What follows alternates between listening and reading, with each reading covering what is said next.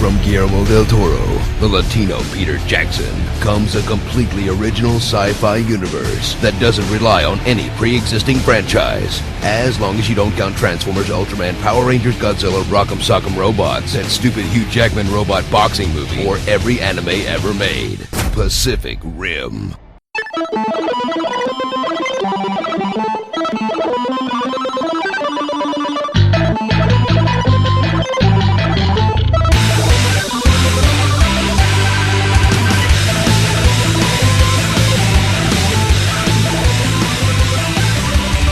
Welcome to another episode of Roll 20s. We are the show that has tried keeping Black Canary and Raven in cages, and I still can't find all my toes. I am Jeremy. Steve. Jesse. And V. Remember, you can find this show and several others in the MSP library at missionstarpodcast.com. You can subscribe to us on iTunes and Stitcher. You can like us on Facebook and follow us on Twitter at rolling_20s. You can send me any fan mail, suggestions for the show, or hate mail at mspfreight@yahoo.com. We're still using the music of Machine Supremacy. You can find most of their discography for free download at machinesupremacy.com. Their latest albums are available for purchase on Amazon. At the beginning of the show, you heard a clip from a YouTube video called Honest Trailers. They did the Pacific Rim. You will really understand when you hear it. We have another special guest today because we decided to talk about cosplay issues, and as we've said before, most of us are not heavy cosplayers. This young lady is. And so we're going to ask her about her experience as well as cosplay issues. Her name is Carolyn. Say hi. Hi. Hi. She is a bubbly friend I met on the anime circuit. And she has more costumes than I think she has clothes. Wow. That's a really good assessment, I would say. I don't know if that's a good thing or a bad thing. Everyone's got to have a hobby. Yeah, you know, not all of us can have, Filipino wage slaves in the closet. So, I still don't think that's a good influence on your kids. Well, what? They're learning a trade? They can now build me a perfect Nike. Uh-huh. So how's everybody doing this evening?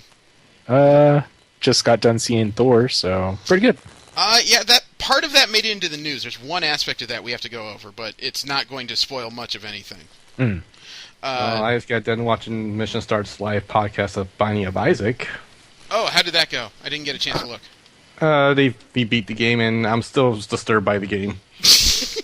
The game still disturbs me, even after a year of knowing about it. Yeah, you want to hear disturbing? While we were having issues earlier, while you guys were gone, V suddenly imparted, man, I love being upside down. What? No, we were there for that. Oh, okay. You know, she's apparently testing out an exercise ball because her back's not doing well. Yeah, sitting for 10 hours a day will do that. Yeah, but you really have to temper your vocabulary around a bunch of guys. I mean, it's so much fun! See, Carolyn, Yes, this is what we deal with every day. Yeah, I think it's called nerd baiting. I do actually try to minimize the nerd baiting, especially when I'm like at work or something. No, you don't. You're like Craven the Hunter of nerd baiting. Well, I don't, hold myself back around you guys. Admittedly, though, if there is a level for nerd baiting, we would be the guys who would probably jump at the box with a string and cheese underneath it. So we're going to go ahead and get into what we usually get into. Machine Supremacy. Okay, thanks for that. We have a guest in the room, and you're going to make me seem like a total jerk right off the bat. Machine Supremacy, the band whose music we used before and after the show, they are still running their funding project for a world tour. They have not hit the next echelon yet. They still stand at €23,144. If they can get to 25,000, they'll add another country to a 7-country tour. If you like the music, you can go ahead and support them at machinesupremacy.com/WTF. I really wonder what they think WTF stands for. Fundraiser? You know what? You're probably right on the ball, because every time I see WTF, I just keep thinking, why the hell would I be saying what the fuck every time I go to their funder? That is a pretty catchy means of advertisement, though. It is. I admit, now it's effective now that Steve's pointing out the obvious to me. I don't know. I mean, I call it a world tour, but they aren't going all over the world, so it may mean something else. They're going further than I have. Yeah. Yeah. I'm so well-traveled. The furthest I've been is Mexico, and that was against my will. I've been to Canada 5 hours. I played tennis and bought yogurt. Been to Korea.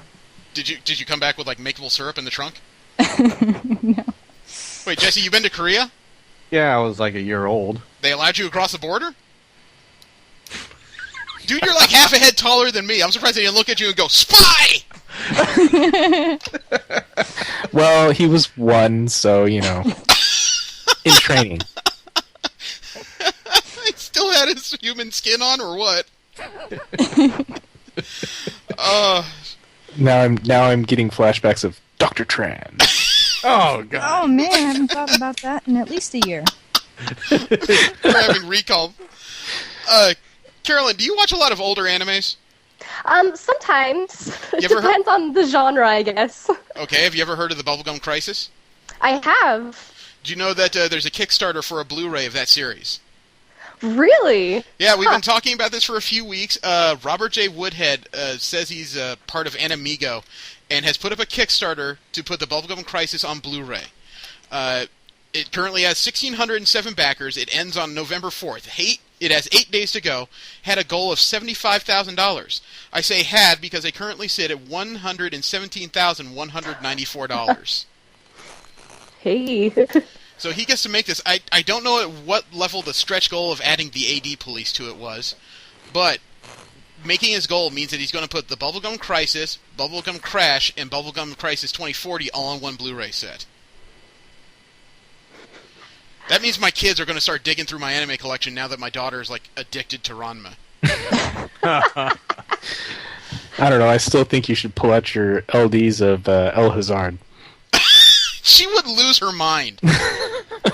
I need somebody to put that on Blu-ray, though. I'm hoping that means it's close, since they're both around the same era.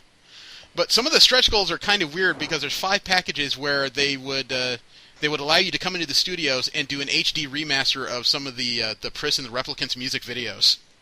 Oh, wow. Which sounds really interesting, except for the fact that you have to pay for your own airfare and hotel. I suppose that depends on what part of the country it's in. Dude, if I'm donating $1,300, fly my rear end out there. Yeah. Of course, that's a personal view. I can be wrong. Planes are really expensive, so I'd be right there with you. Yeah. And, no, we talked about that last week. That shouldn't be in there. Let's see. Something else that did end this week is Not a Villain Book 2. The story of... It's a comic book or graphic novel about a hacker who's investigating what caused an apocalypse and whether or not she was the cause of it.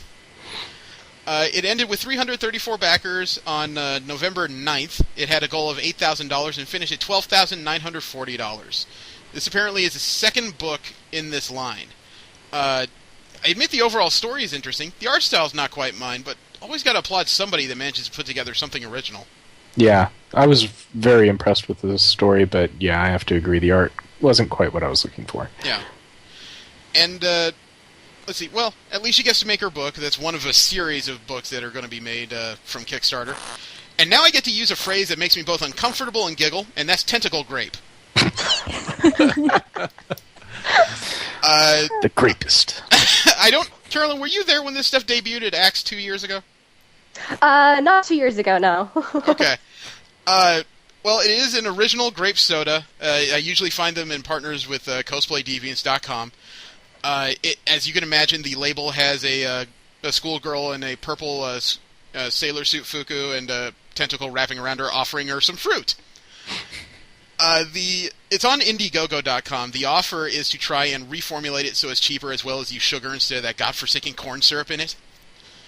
It has 15 days to go and ends on November 30th. A goal of $20,000. They have jumped since last time. They're at $11,437. They're halfway through the period, and they're halfway to their goal. Seems promising.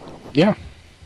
I don't quite know what to say about this one, since I'm trying so hard to stay away from sodas these days, but at the very least, they're trying to make it better.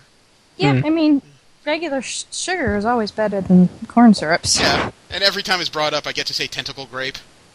Yes. You know, It's almost as good as exacerbate. Okay. It's an awesome word. V, considering what you did to us earlier, you have no right to think sideways about him using exacerbation. We also have been following, thanks to Brandon, BitLock. It is a bike lock that has an app for it that controls whether or not it locks or unlocks. There's no actual key to it. It ended on November 14th, just yesterday. 1,268 backers, a goal of $120,000. And if you guys remember, last week when we looked this up, it was about, 8,000 short? Yeah, it was pretty damn close. Okay, well, it ended at $127,228. Nice. People are going to have... Now you can say that when you need a bike lock, there's an app for that. Yeah. There really is an app for everything. It's getting there. You know, pretty soon I'm going to control my IQ from my cell phone.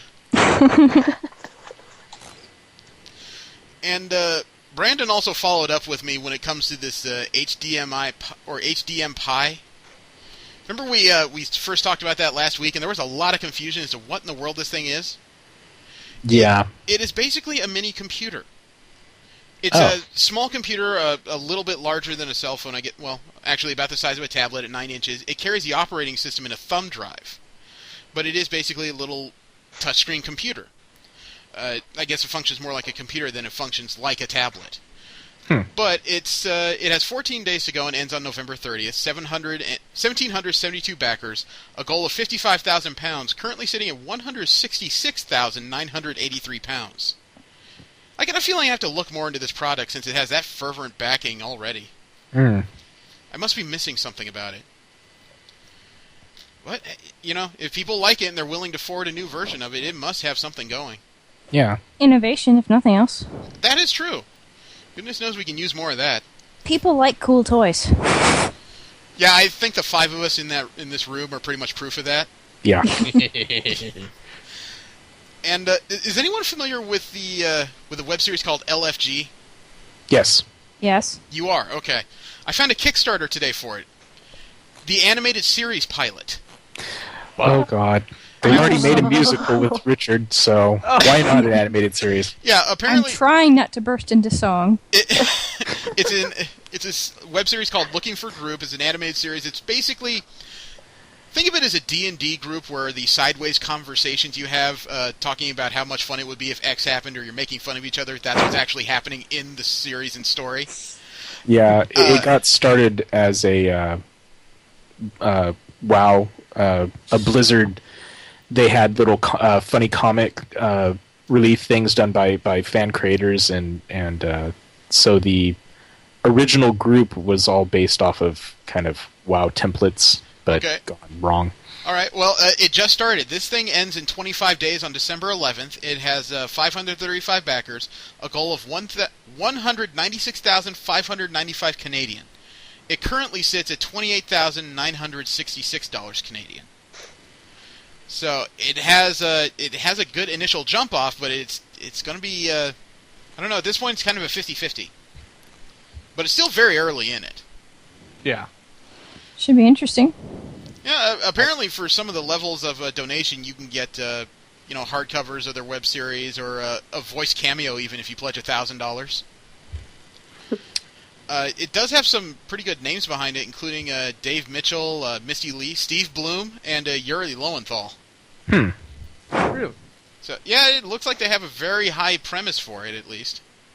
Well, they're 50-50 on their projects. They did fund the Looking for Group musical short, but didn't get the funding for the Fork of Truth co-op RPG. Well, let's hope. This sounds more interesting, at least. Yeah.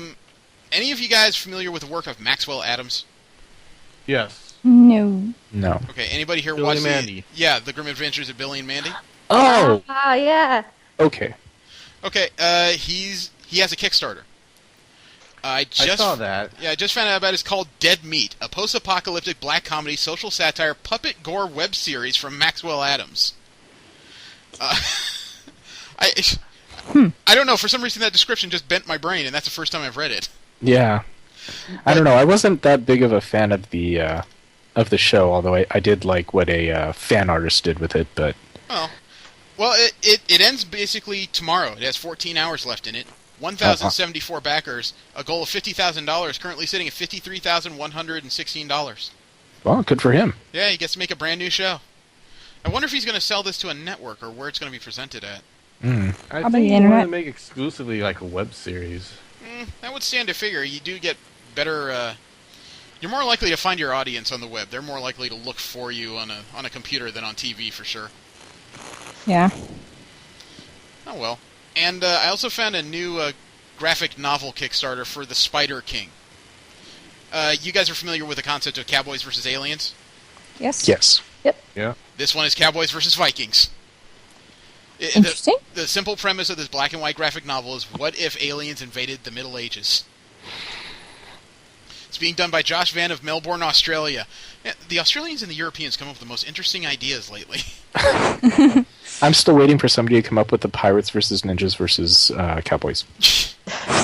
Give it time. This one, the Spider King, has 27 days to go and ends on December 13th. 125 backers, a goal of 19,500 Australian, and it currently sits at $6,229 Australian. He has a better than 50-50 chance at this. I wonder if he has a previous history.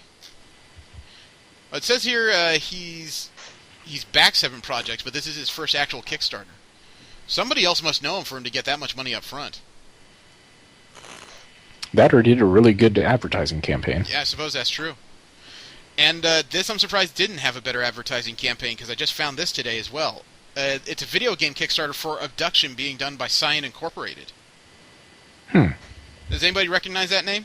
No. Cyan Incorporated? They're part of the companies that put together Myst and Riven on the PC. Oh. This is an idea for a Interesting. brand new immersive adventure game system. They have 10 hours to go. It ends tomorrow on the 16th of November. It has 21,536 backers, a goal of $1.1 million. Currently sits at $1.272 million. Excellent. There's several items here, including some art. They have 7 backers at $4,500. Wow. And with that, they get to spend an entire day at Science Studios and visit with the team. They also get to go to a private lunch party. Nice. Nice. They even have 5 backers at $10,000. Jeez. If I had to donate $10,000 to a project, I would A, have to love it very much, and B, you would have to call me a shareholder. They probably are. They might be, friends or. You'd have to call me a lottery winner. Yeah. I gotta admit, Carolyn, you okay? You've been kind of quiet. Oh, I'm still listening. Just kind of digesting it all as it comes? Yeah. Okay. Well, we're going to move into the news now, and there was a fair amount of it. We'll start off with the video game news, and as you can imagine, a lot of the words lately a lot of the words online have been used for the PS4 launch, which happened technically today, but started midnight yesterday. I saw the line yesterday. Yeah, I know somebody going to pick up his today. I'm not in a hurry. But the early lines, of course, were busy. I haven't heard of any violence, thankfully. That's an Not improvement. yet. Yeah, you know, what was it? The last console launch, didn't somebody get stabbed? Yep. I vaguely remember I that. think it was somebody in line for Xbox 360s. I thought it was PlayStation. I don't remember. I don't remember either, but Okay. I do Well- remember that somebody got stabbed, yeah. Well, the early reviews of the systems are fairly positive. There's a little bit of concern about the PlayStation's 500 gig version because some of the installations for games, like Killzone is going to be 39 gigs, Assassin's Creed 4 is 21 gigs. It's pretty sizable. The network games are much easier at about 8 and 9 gigs, but there is a little bit of concern. However, there's already reports of hardware failure coming out. Ooh, that's not good. The thing is, we probably wouldn't be hearing this, except if you remember Taco Bell ran that promotion with their $5 boxes, you had a chance to win a PS4. Right. Between some of those and some of the review hardware they sent out, they're already experiencing hardware failures. Some of them are saying that the HDMI display fails after minimal use.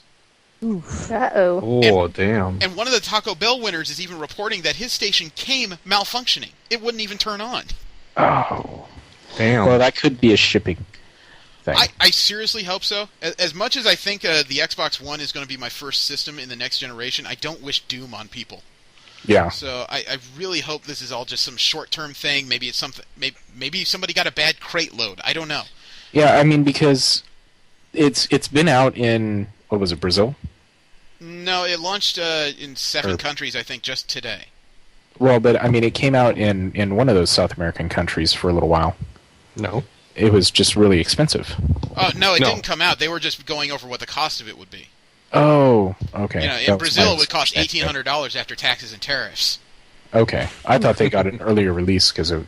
Anyway. Yeah, I would want to meet somebody in Brazil that bought one of those just because I'd like to see his house. And $1,800, he's got to have a hell of a mansion. And speaking of next-generation consoles, there were some Xbox Ones already on the market. Ooh. The official release date is next week, but due to a systems error at Target, they shipped out a small number of pre-orders 2 weeks before the console's launch. Wow. Yep. Oh, yeah, I've heard that. Awesome. Yeah, there was a YouTuber named Andre Weingarten. He's called Moonlight Swami on YouTube. He actually reviewed it because he got it. You know, he unboxed it and he videotaped the whole thing.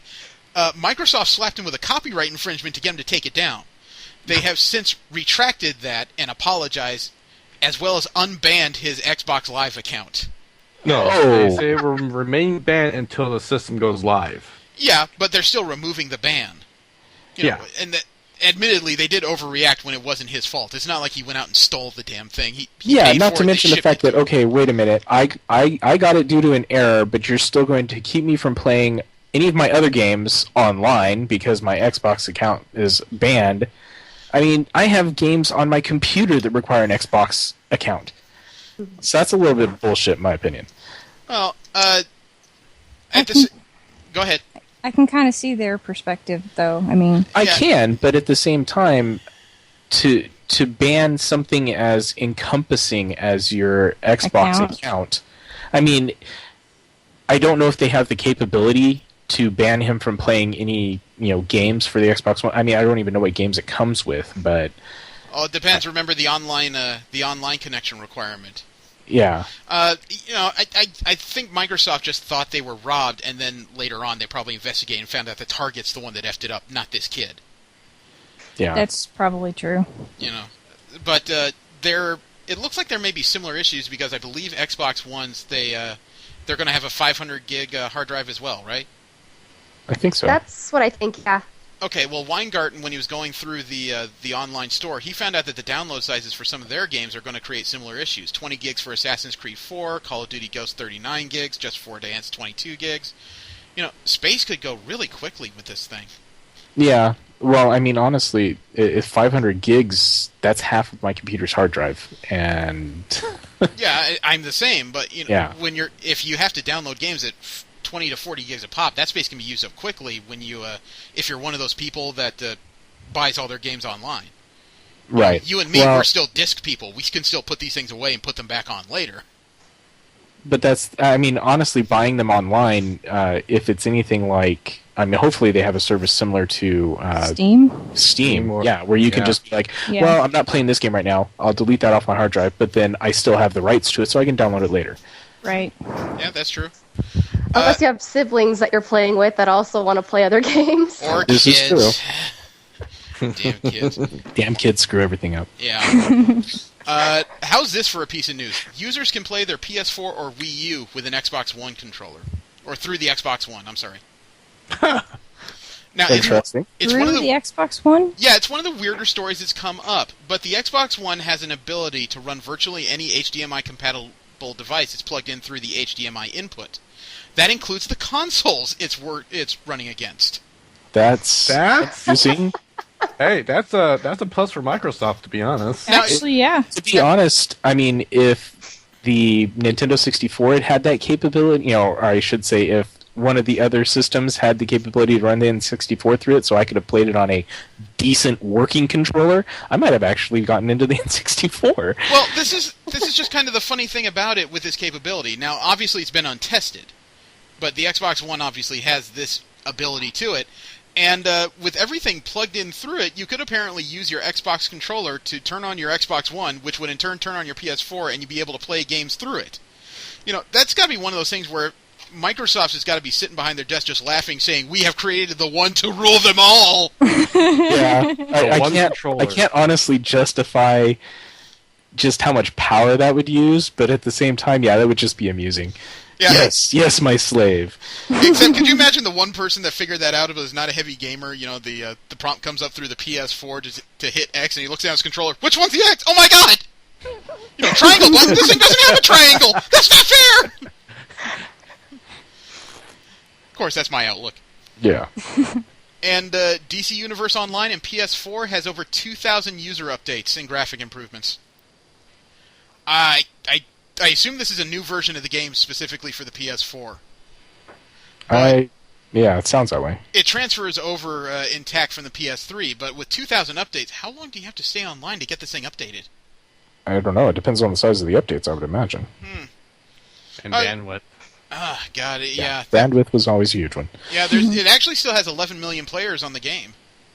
Really? Somebody was telling me, a coworker said that I should actually try the game on console. It's much better on console than it is on PC. Interesting. Apparently the Most interface fighting was much games better are. for the console. That's fighters. This is an MMO. An MMO. Well, that's true. You know, I want to take him at his word, but it's DC Online. Yeah. You should have spent that money on voice acting to make a better game. My man, yes. We'll move into Marvel media news. Obviously, another big story this week has been Thor, and how well did it do? Not as good as Iron Man 3, but Yeah. I enjoyed it better than Iron Man 3. I enjoyed it better than Iron Man 3. Well, believe it or not, an interesting piece of news is that the Dark World opened to a weekend total of $86.1 million domestic. Mm-hmm. Is that good? That's pretty good. I mean, that's the analyst said it was going to be about 90 million, but it was well above their own expectations and saw a 31% increase over the original movie. With the international money, they made $240.9 million. Nice. Ooh, damn. Marvel's got to be happy that it's arguably weakest movie from Phase 1 has spurned a sequel that's doing very well. To be honest, I liked this movie better than the first one. I liked second the that. first movie a lot. I have not seen it, Amazing. obviously. Oh, he was shirtless more in the first movie. Okay. That's fine. But there wasn't as much Tom Hiddleston in the first one. Oh my god, here we go. That's the elephant in the room, right? No, I think everyone wants to see Tom Hiddleston's elephant. I think that's the problem. You can count me on the side Count you on the side of what? opposed. I really don't need to see Tom Hiddleston's elephant. Oh, okay. Maybe it's small and pink. Still don't need to see it. Okay, well, there is one thing that needs to be addressed, because we have said how they had a link at the end of the movie that was going to go directly into the Guardians of the Galaxy, Yes. and it was revealed that the end of the movie, the Collector shows up, Yes. Yep. and without getting too heavy on what happens, he collects an item, and they refer to it as an Infinity Stone. Yes. Yep. So that implies that big things are coming in the Marvel Universe, because that's a definitive lead into the Infinity Gauntlet storyline. Yep. To those that are just kind of blinking, the Infinity Gauntlet is a gauntlet that has 6 stones that are fitted into it that, when they're all combined, grants you universal control over reality. Oh, wonderful. Rewrite it any way you that? want instantly. It's a very dangerous item, but to see this played out in movies, that's going to draw some money. Yep. I mean, when you first see Thanos, that's his weapon of... Not his weapon of choice, but that's the weapon that's pretty much synonymous with him. So I'm sure as soon as the Avengers ended and people saw that face, at least the ones that didn't think he was Apocalypse, were wondering if the Infinity Gauntlet was far behind. And now we have the answer. Probably won't come up to Phase 4, though, I'm thinking. Yeah. Yeah, they said it was. I think I remember hearing it was going to be like a decade in the making. I don't know if it could last that long. Half the actors would have to be replaced. Yeah, I don't know. We'll see how quickly they can roll it out. Well, in further Marvel movie news, Jamie Foxx had an interesting... he had an interesting muse when it came to how to play Electro for the Amazing Spider-Man 2. Yeah, I caught that article. Yeah, he was channeling Clubber Lang, a.k.a. Mr. T. That's so awesome. His quote was, "What we wanted to do with Electro, we want to capture when Mr. T fought Rocky. He didn't even say, 'I'm going to beat you up, Rocky.' He was talking to his girl. 'Hey, pretty girl, you need a real man.' I was thinking, oh man, that's so disrespectful." I was hoping he was thinking that's disrespectful. I hope you wouldn't watch that movie and go, "That's what I want to be when I grow up." Ladies like him like they run away from Pepe Le Pew. That wouldn't be my first choice, but hey, if he finds it interesting, I can't judge till the movie's out. Yeah, I mean, at least they're not going for the standard Electro costume, because otherwise you just know that lightning bolt would be like total bling. Oh, my God. That base helmet thing would just be like all gold. He would be the supervillain of the Fabulous.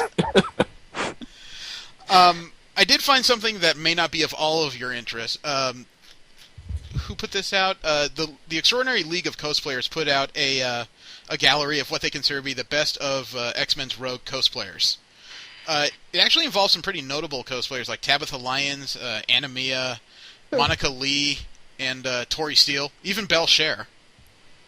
I'll put a link to that on the website so you guys can find it. There's actually some really good-looking cosplays in there. And they're from all over, including one here from Norway. And you know what? This slapped me in the face, and this is technically Marvel news because it belongs to their conglomerate, but I'll understand if you think it's on the edge. Disney wants to adapt, for the stage, The Princess Bride. I think I heard about that. For theater. For the stage. Entertainment Weekly says Disney aims to adapt This Princess Bride as a stage production, but no clue whether or not this would be a musical or a play. I don't care. Where is it going to play? Because I want to see it. I really hope they don't go musical and just go play. I don't want this thing to be broken up by sudden singing of "I am the Dread Pirate Roberts." That could still be amusing. Maybe. Do you think Carrie Elwes would play the initial run? I don't know. I mean, I'm just sad that Andre the Giant is dead, because I would love to see like the entire cast get back together. Although, there's a ton of 7-foot wrestlers they can borrow. Yeah, but then now that I'm thinking about it, I just don't think that the guy that played Inigo Montoya, his name escapes me at the moment. Mandy Patinkin. Thank you. Yeah, he wouldn't quite be able to get back into that role either. I don't. Yeah, probably not. He's a bit larger and much hairier. Yeah, he does still have the voice though. Yeah, not arguing that. Also, further Marvel movie news. Fox has pushed back its Fantastic Four reboot. Really? Yeah, the original release date was March 6th of 2015. They pushed it back to June 19th of 2015. They say that this is not a show of doubt about the movie. It's actually a show of confidence, because what this does is it puts it right in the middle of two other movies coming out that year, The Avengers Age of Ultron and Ant-Man. What that means is in 2015, there could be a Marvel movie coming out every 6 weeks. Good. Wow. Can't say I'm not excited. And suddenly comic book fans everywhere are probably screaming in victory in Klingon. And then cursing because they may not have enough money. Well, this does create one problem, which is a Disney problem technically, because you know that Fox is putting out the Fantastic Four movie, right? Right. Yeah. Okay. Disney is putting out another movie the same release date. It's an all-new Pixar film called Inside Out. Okay. Me. So that puts in direct competition with that particular movie. That could make 2015 pretty contentious. Yeah. Although honestly, What? Fantastic 2013 Four wasn't? reboot versus Pixar movie, I think I'll go see the Pixar if I have to. Yeah, I'd rather go see Pixar based on knowing nothing. Well, that's what happened with Incredibles, right? Isn't that why they bombed the first time? I think you're right. I think it ran up against something really heavy and it just tanked, and then it did much better in DVD. Yeah, because that was an amazing show. Remember last week the news broke about Netflix and their deal with Marvel? Yeah. Carolyn, you follow that at all? A little bit, yeah. Not so much the Netflix sides, but the fact that Marvel's trying to get their stuff out there more. Oh, they succeeded. Netflix signed an exclusive deal with them to produce 4 new Marvel Movieverse series. 4 13-episode series plus a miniseries. They're using pretty notable characters for this, like Iron Fist, Luke Cage, Jessica Jones, and Daredevil. Well, they've already attached a writer to a couple. Oh. Jessica Jones has the Twilight screenwriter Melissa Rosenberg. She's the executive producer, and she's going to be the EP, too, of all 4 Marvel properties. Now, I'm trying not to take it personally that she was a screenwriter for Twilight. Yeah, that's why I was just like, wait. Yeah, me too. But that was actually the latest piece of news. Just earlier this week, Daredevil received a writer for its series. They got Drew Goddard, who is a confirmed writer and producer on Lost and The Cabin in the Woods. Yeah. They're probably going to do well with him. I wonder if they're both going to get EP credits for all 4 shows, or if Melissa Rosenberg is the only one getting EP for all 4 of these series. I don't know. I mean, if he's a writer and he writes a good story, then I don't know how involved he has to be with production. No, Melissa Goddard is a she, man. No, I meant the writer. Oh, well, the writer is kind of better news than I expected, because Goddard has been involved with Joss Whedon. He used to be a writer on Buffy the Vampire Slayer and Angel. Right. Well, plus if he did Cabin in the Woods, I think that was Whedon as well. I don't know. Yes, it was. Oh, It was. All right, see, this is why we need other people here. But all 4 of these series are supposed to culminate in a mini-series called The Defenders. Whether or not that involves the previous 4 characters or just another set of characters altogether, we don't know. But it gives me hope that they're assigning writers already. Mm-hmm. And also, I'm going to post a link to IO9 because they had concept art from Thor: The Dark World about the world of the Dark Elves.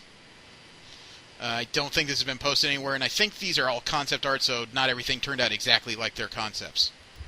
Which rarely does, to be fair. True.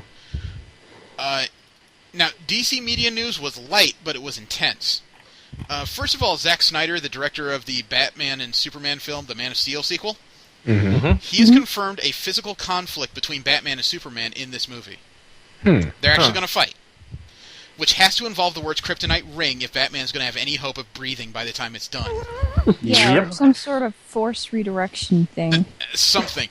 And he even addresses the fact that people did die in the Metropolis scene at the end of Man of Steel. He says it's about 5,000 people. 5,000. Okay, I haven't seen the movie, so I can't say. But. Well, apparently it's going to weigh heavily on Superman in the sequel. I kind of hope so, you know.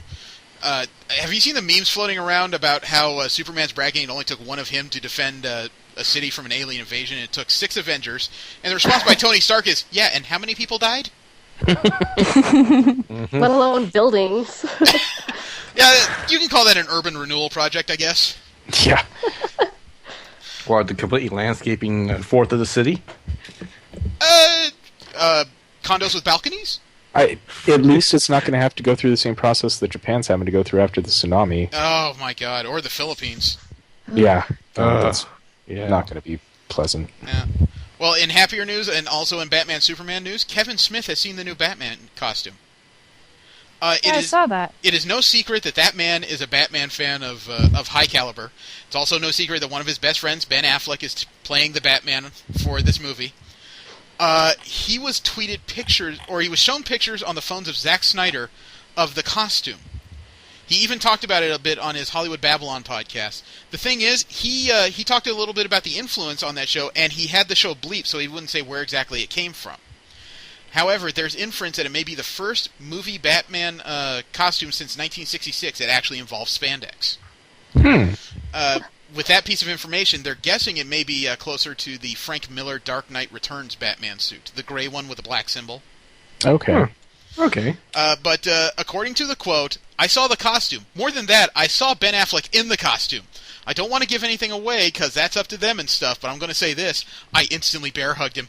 You have not seen this costume in film before, because every other movie has done this matrixy black armor thing.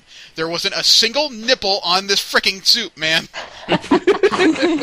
Thank you. I think everyone is going to be like, holy shit, we haven't been down this path before. Even the hardest core, F this movie person will be like, all right, I'm ready, unquote. So, that's direct word from the man himself. Well, that sounds promising. Yeah, as much as I don't want to see bat nipples, it was at least good fodder for jokes. Yeah, that's true. Well, speaking of Batman and whatnot, I'm looking at an article that's kind of new now about Batkid in San Francisco. Oh, Batkid! Don't know what that is. I'll let you. Basically, it's a kid with leukemia who got a Make-A-Wish came to him, and they turned part of San Francisco into Gotham City for him. Oh, that's awesome. That must have been expensive as hell, though. Oh, they went all out, too. Like, they shot his the Riddler parents? and the Penguin showed up. That Jeremy. Sorry. I was right there. I couldn't help it. In general media news, we may have seen our first glimpse of Michael Bay's Dinobots. Oh. The actual showing, or not just that weird roar? Well, in imagery of it, it was a flat image from a recent trade show that was posted on Joblo. And it was this weird picture of what looks to be Optimus Prime with a sword and the shield riding on the back of a Tyrannosaurus. That's... Really? Yeah. I have Really? to say, I do actually. What do you mean, really? really? Want to see that. What do you mean, really? We've been saying for a while that Dinobots are involved. Yeah, I know they're involved, but Optimus Prime actually riding Grimlock as a mount. Yeah, I didn't see doesn't that. draw good images. Well, I'm curious about why he's going really, really, because he makes it sound like he's picturing like Optimus Prime on the back of a dinosaur with a sarong on, screaming Conan style or something. Oh, yeah, pretty much. You know what? I would actually rather see that. That would amuse me greatly. I don't think so, because I wouldn't want to guess what's under the loincloth. I don't know, but you can call it like, he's further researched Earth culture. Yeah. He's gone Optimus Primal. Well, how about this? Andrew Lincoln, he is the one playing Rick Grimes on The Walking Dead. He described the battle scenes as epic. He said it was, quote, one of the greatest weekends of my career, It was when he was in the first or second episode and rode into a zombie-infested Atlanta. He says, quote, we shut down 4 blocks of downtown Atlanta and I get to ride into the city on a horse. There are certain roles you jump up and down when you get the gig. And he further on to say, I don't think I would have been cast in Europe as Rick Grimes. I just don't. He's an Englishman. A lot of people keep forgetting that. But his last quote says, I read the script. I'd never read anything quite like it. I get to wear boots and ride a horse and shoot people for a living? Count me in! Unquote. That reminds me of the shirt I bought you at Fanime. Steve? It was a shirt that said, if it involves Mountain Dew, Doritos, and bloodshed, I'm in. Oh, yes. Yes. I debated wearing that to the Thor movie tonight, but I decided not to. Two Horse Town you live in, someone might have shot you. For a while, we're using the music of Adam Warrock. He is a nerd rapper who's used subjects like Firefly, Game of Thrones, and the West Coast Avengers. He is launching a comic shop tour across the Midwest. He's actually taking it on the road, and from December 4th to December 19th, he's going to be in Missouri, Nebraska, Minnesota, Indiana, Wisconsin, Illinois, Ohio, Michigan, Pennsylvania, and Kentucky. It looks like about a dozen shows. I got to commend the guy for living in that area and getting a tour like this. That can't be terribly easy in such an area, especially in the winter. Yeah. I lived in Nebraska. The snow was like head high sometimes. Yeah. So I guess it helps that he's going to comic shops. When you're doing anything in a comic shop in the Midwest, you're probably the only show around. True. And last couple of weeks we talked about how Marvel's putting out more of their one-word teasers. Yep. Another one has come to fruition. The word hammered led to something in February 2014. What that means is that the new Nova, Sam Alexander, he's going to have a run-in with the surliest of all the hammer wielders, Beta Ray Bill. Oh, fun. Beta Ray Bill is this bizarre horse-headed alien that for a while took over in place of Thor as God of Thunder for reasons I don't remember or understand. But he apparently did such a good job, Odin gave him his own hammer, so he doesn't have to share. Nice.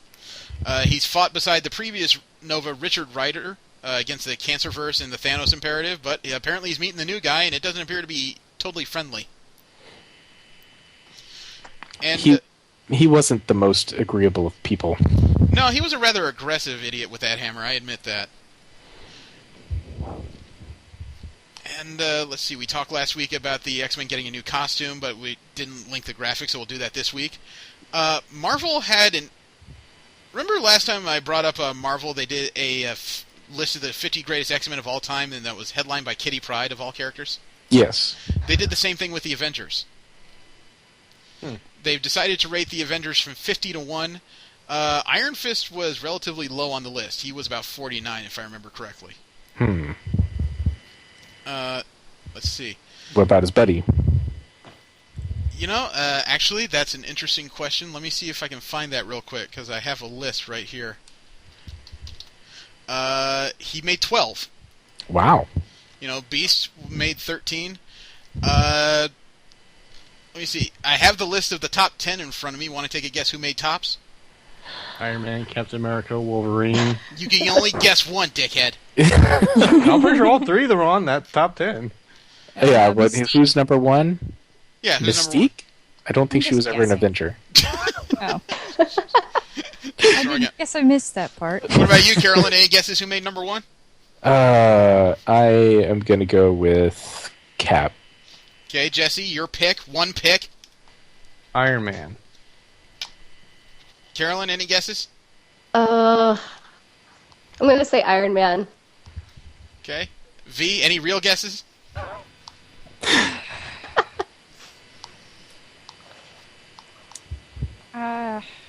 Wolverine. Okay. Well, Steve hit the nail. It was Captain America, number one. Iron Man came in third, he came in third and tied with Thor. Ah. Hawkeye actually made number two. Really? Yeah. That's cool. What about Ant-Man? I remember seeing his face in here. Ant-Man came in at... I'm sorry, I screwed that up. Ant-Man came in tied for 46 in a three-way tie with Iron Fist and Shang-Chi. Wow. Well, he did happen to create one of their most, toughest villains, so Yeah, I guess that lost him some points. Well, here's a move I didn't expect. Wolverine didn't make the list of top 50. Oh, Really? that's hilarious. Really? Yeah, which means he got knocked off by, characters like the Two-Gun Kid, Stingray, U.S. Agent, Firestar, and the Swordsman. That's hilarious. So, Well, I guess it all depends on who's, Okay. making the Did- list. Did Squirrel Girl make the list? you are so stuck on this character. I love the character. It's awesome. Well, the answer is no. Ah, all right. Well. Oh, well. Surprisingly, though, even She-Hulk rated at 21. Okay, what about her cousin? Not on the list. Really? Oh, no, wait, he made 18. What really surprises me is Wolverine didn't make the list, but Havoc even came in at a two-way tie at 36. Wow. So apparently X-Men were allowed on the list, including Beast, but Wolverine didn't make it. Maybe it's just the Avengers crowd. I know that people who read Avengers generally don't like X-Men. Yeah, maybe. What about Spider-Man? Oh, now I have to go backwards. I actually just closed the tab. That's funny. It's okay. I know Spider-Woman came in at, towards the end of the list at... No, actually, I was reading that wrong. That's Jessica Jones, the Jewel. Let's see. Word Spider came up 3 times here. Spider-Woman at 28, tied with Jack of Hearts. Spider-Man came in 25. Nice. I'm still surprised to find all these names in here and no Wolverine. I find that... I don't expect it, but I'm glad, I do think he's overrated. Did Jarvis make the list? You laugh, but he did. Yes! Yes! He made number 11. Awesome! Just off the top frickin' 10 for some reason. The Invincible Butler. DC Comic News had a few bits to it. There's a new Red Lantern coming to their universe in February, and it's a Kryptonian. Supergirl is getting a red ring. What? Supergirl. It's going to be in Green Lantern and Red Lantern's 28. Huh. She's a new. Apparently, as a deal for helping them with Relic, the Red Lanterns are going to be patrolling Sector 2814, home of Earth. Yeah. And they recruited Supergirl into their ranks. That's hilarious. That's gonna be scary. That would be one hell of a ball punch. You know? Oh, I hate doing this, but that time of the month comes. Yeah, you know what? I was like, I'm not going to go there. The red tide, no, but okay. It's there, so we're going to go ahead and go with it, yeah. Wow, you I hate actually to went do it, the but one someone place had to. I couldn't for some reason. I don't know what happened. There was a live Q&A with, I believe, Zack Snyder recently. Kevin Smith was part of it, and they learned 11 things about the Man of Steel, the movie that's already happened. Going over it shortly, number 1, Superman killing General Zod isn't so shocking if you read the comics. Apparently Superman's tried to do in Zod several times there. 2, the destruction of Metropolis was important to Superman's personal journey. I'm sure a lot of people in Metropolis would disagree. 3, Clark Kent is a victim of bullying. How so? That didn't really surprise me terribly much. That wouldn't surprise me either, but I think their term for bullying and mine would be different if I could take concrete to the face. 4, Henry Cavill and Russell Crowe had a meet cute long before working together in Man of Steel. Apparently they met once before. 5, Krypton was heavily inspired by Heavy Metal magazine. I find that funny because it turns out Zack Snyder's mom tried to buy him a bunch of comics when he was like a 10-year-old kid. She didn't know much about comics, so she brought him home a couple copies of Heavy Metal magazine. That is not the kind of reading material you want to give your teenage son, or maybe it is. I'm sure he's a happy camper. 6, Superman doesn't know Kung Fu. Apparently, Henry Cavill does know how to fight with some martial arts, but he had to forget it all to play Superman. Yep. 7, Amy Adams' favorite scene had no dialogue, and she first saw the original Superman film at a slumber party. Her favorite scene was the one where she was falling from that world engine device and Superman saved her. 8, Terrence Stamp was a reverse inspiration for Michael Shannon. He kind of played his Zod as an anti-Terrence Stamp. You know, Still not quite getting that one. Terrence Stamp was the guy who originally played Zod in Superman 2. Okay. All right. Number 9, Superman's cape was largely computer-generated to hone its acting style. I don't think we're at all surprised by that. Number 10, young Clark Kent in the movie wears a red cape as an instinctive homage to his Kryptonian ancestry, or to give fanboys wet dreams. You can take your pick. And according to him, number 11 is Batman vs. Superman is going to be epic. If you're going to make that promise, you better cash it. Yeah. Yep. People are gonna hold you to it. Yeah. In kind of sad DC comic news, DC's had a comic on the books for a while called The Sandman. Neil Gaiman did it originally, and its run is one of the most critically, universally acclaimed things ever, basically. He did he's starting on the Sandman Overture. It's a prequel series to that comic book. A lot of people are excited. First issue came out. Problem already. Second issue has been delayed 4 months. What? Wow. The second issue, it's supposed to be a bi-monthly issue. In other words, it comes out every 2 months. Okay. The first issue's already out. The second issue has been pushed from December to February of 2014. Even worse, they haven't explained why. I just hope that it isn't a problem with somebody working on the book. I don't know. The first issue was being drawn by J.G. Williams, and it was called Gorgeous. So it doesn't sound like it's a quality issue. So issue 3 was originally supposed to come in February. That's now been pushed to April. According to IO9, at this point, it may be better just to wait till 2015 in the hardcover. Yeah, I suppose it just depends. I don't know. I'm still hoping that everybody's okay. Maybe it has to do with the move. That could be. That Moving could the be studios from it. New York to Burbank. Well, DC Comics came out with storyline news that makes me cringe. You guys know I'm not a fan of the New 52. I am not a fan of time jumps unless they're in sync periods. 12 months is the furthest you should ever jump time in your characters, I think. Oh, Yeah, I yeah. heard about this. 5 years Jesse ago. told me about this. Yeah, DC has just confirmed that as after Forever Evil, their characters are taking a 5-year jump. Didn't they just get done doing a 5-year jump? Technically, between Justice League 1 and the beginning of their regular series, yes, they did a 5-year jump. I guess the question this brings is, will Batman have another 5 Robins? For freak's sake, guys. I mean, I thought the new 52 was supposed to bring in coherent, tight storytelling. It's getting looser. I don't know how you could have a tight storytelling when you're skipping 5 years of time. It should be easy when just about half their series have to do with either Batman, Superman, or Wonder Woman. Yep. Yeah. It should be simpler than this. But in that vein, while Dan Didio, one of the editors-in-chief of DC, was talking, some eagle-eyed people noticed the whiteboards behind him, which apparently had story ideas. During the announcement of this 5-year jump, somebody noticed that on one of the boards were 3 names: Wally, Donna, and Stephanie.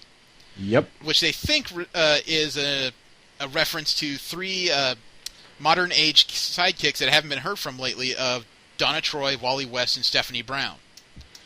Now, the other thing is, next to these names, next to Wally was the word Flash, next to Donna were the letters SM/WW, and next to Stephanie was the letters BMW. Next to the scratched out, and those letters were scratched out, and on top of it was, next to it was the word Amazon. Now, what people are assuming is that means Wally, after the 5-year jump, will come out in the Flash. Donna will come out in the Superman Wonder Woman book. Amazon's a little bit more of a question. They're not sure if that means that she may end up in the Amazon TV series that's being produced. But she's supposed to show up in the comic books in the Batman Eternal new weekly series. Well, so they also may think it may have to do with her origin. She may not be a street punk in this one. She may show up in Batman Eternal as some kind of lost Amazon. I'll be upset if they do that. It would be a little disappointing. But, at the same time, it may be disappointing, but we've been complaining that the new 52 has not told new stories. Stephanie Brown being in Amazon, that would be very new. Yeah. No, that's true. And I don't know. I mean, if they went that route and actually went somewhere with the story instead of going, well, we don't really like that, so we'll just, do whatever. Yeah. Then, I'll give them points at least for creativity. Yeah, well, I mean, Jeff Johns talked about how the end of Forever Evil leads into a very new, very different phase. I really hope that just doesn't mean we're jumping 5 years in the future. Deal with it. I mean, Marvel events may be a bit too frequent lately, but you got to admit, after the last few, the landscape of their heroes has changed rather significantly from event to event. Yeah. I really hope this time jump isn't the only thing they're advertising here. Oh my god, that would piss me off so much. Oh, we have a little bit of anime news. You guys are familiar with the name Kentaro Miura? No. Okay, he is the creator of Berserk. Oh, okay. Oh, yeah, the new Berserk is coming out, isn't it? Well, there's a problem. There's a new Berserk manga that's continuing the story, which, as a lot of people know, kind of fell flat not long after the point the anime stopped. Kentaro Miura, he's abandoning the Berserk manga for an entirely new project. Whoa, wow. It's called SF Romance, and it's going to be set 100 million years in the future. But other than nice round number. Yeah, other than what he boasts as gorgeous art, there's really no details about it. But that means that the new Berserk manga is going on hiatus for the second time. That's going to piss some people off. Now, Berserk is promised to resume after Micah finishes its 202-page serialization, which is going to take 6 volumes. Yeah, that's going to be... Yeah, if you guys are familiar with Mega Time... don't these things come out... Do they come out weekly or monthly? It's weekly, right? It depends on what magazine you're publishing in. Oh my god. Some of them are even bi-monthly or biannual. Yeah. Well, let's assume that they mean weekly. 202 chapters divided by 12 is... Please tell me I have that wrong. 202 divided by 12 is 16.83 years? No, because you're dividing it by months, not weeks. Oh, okay, thank you. Jesus Christ, that was scaring the piss out of me. 202 divided by 52. 3.88 years. Yeah, 3 Almost years. 4 years. And that's if he doesn't keeps go going. on It hiatus. doesn't go on hiatus. Yeah, if he doesn't find this new project more interesting and extends it. Or somebody pays him to do something else. I don't know. Well, I don't know. If he's anything like Ken Nakamatsu, he goes on hiatus about once every month, at least. Okay. Yeah. Well, I have something else that's sort of anime news. And it makes me laugh because I was going through my Facebook feed and something threw itself at me from Etsy. So I clicked the link and followed it. Carolyn, V, I need to ask you two an honest question. Okay. Don't answer. No, you have to answer because this is interesting, and I'm sure Steve and Jesse would like to know the answer as much as I would. Okay. Would you wear Pokemon underwear? No, not in a million years. I shuddered. Carolyn? I think it would depend on the Pokemon for me. Okay, well, going through No Etsy, Bulbasaur. someone has created a line of 4 pieces of Pokemon underwear. He makes them in sizes from small to extra large. The thing I find funny is that he's already on back order. He had to take down the sale button because he's on back order. That's crazy. Ow. It's a line of 4 pieces of underwear. It doesn't show the front of them. Well, actually, if you... Yeah. I'm sorry, this is making me laugh. It's 4 pieces of underwear. The front and back are stylized as 4 different Pokemon. Charmander, Squirtle, Bulbasaur, and Pikachu. There's no way I would ever wear Bulbasaur. I don't know, the Pikachu one is kind of frightening because at the front you see those 2 little red cheek marks and the nose in a place where they shouldn't be. I don't know. There's something about wearing a tentacle monster on your underwear. It just doesn't happen. You know what? I think the tentacle monster is arguably the friendliest of these 4 designs. Because, you know, the Squirtle one has that bottom of the shell texture pattern down there, which doesn't look very inviting. And then the Charmander... Well, it could have, like the Squirtle water spout coming out. Well, the Charmander has the same kind of facial features that the Pikachu one does on it, and all I can do is ask, does it burn?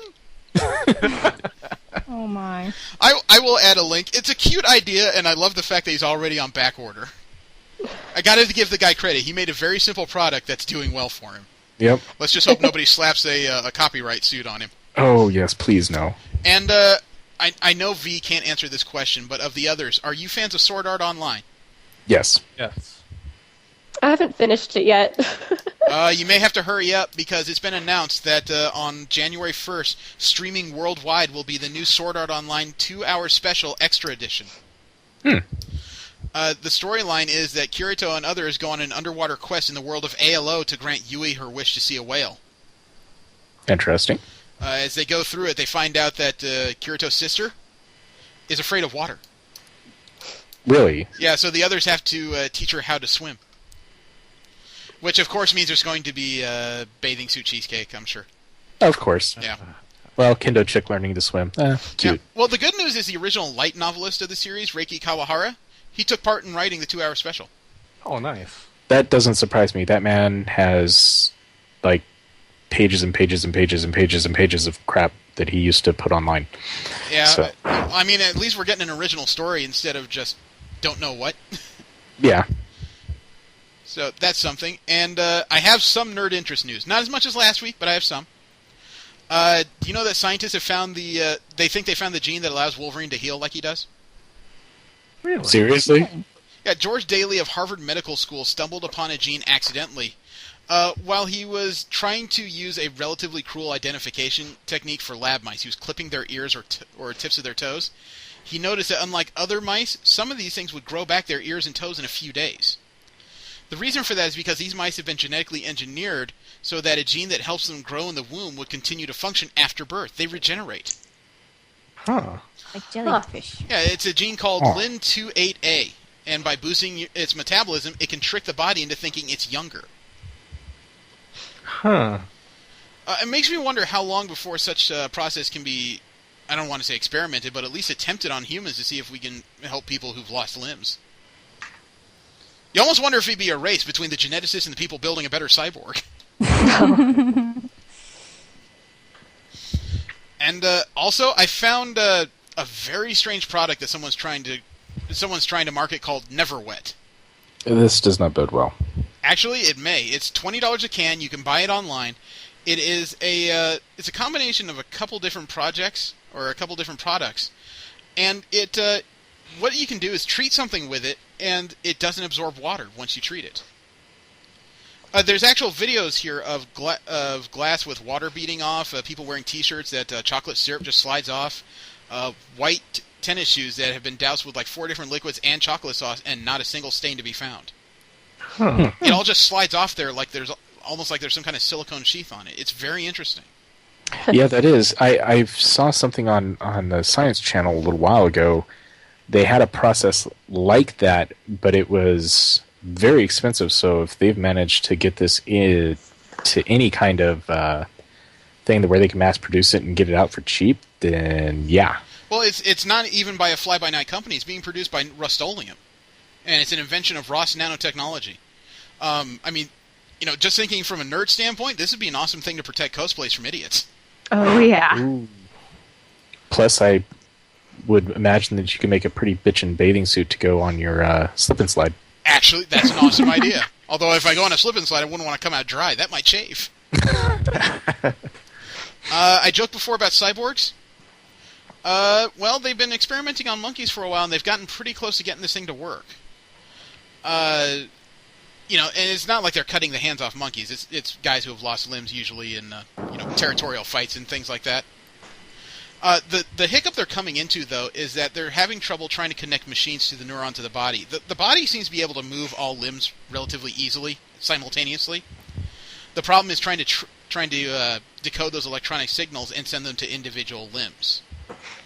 They're having trouble doing that with machinery, but they're getting closer, apparently.